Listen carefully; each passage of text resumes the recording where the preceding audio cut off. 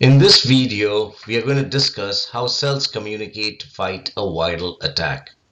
A virus is an obligate parasite, which means it needs the living cell's resources to multiply.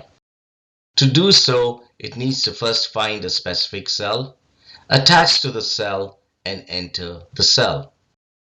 Once the virus enters the cell, it hijacks and uses the cellular mechanisms of the infected cell to make copies of itself. While the infected cell is fighting back the virus, the infected cell communicates to neighboring cells of the danger and summons other white blood cells to join the fight by synthesizing and releasing proteins called interferons. The funny thing is their name says exactly what they do: interfere.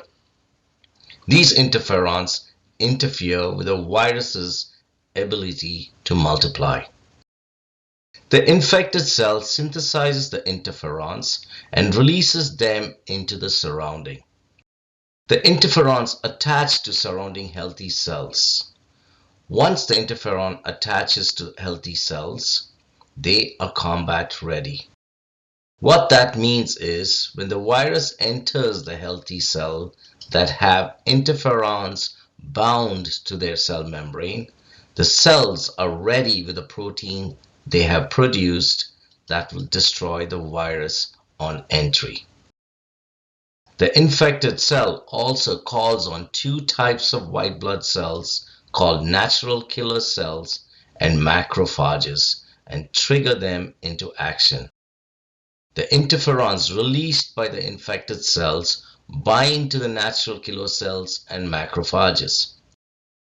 After they bind, the interferon will guide the natural killer cells and macrophages to the infected cell. The natural killer cell will release molecules that will destroy the infected cell and the virus present in the infected cell, thereby stopping the spread of virus from the infected cell.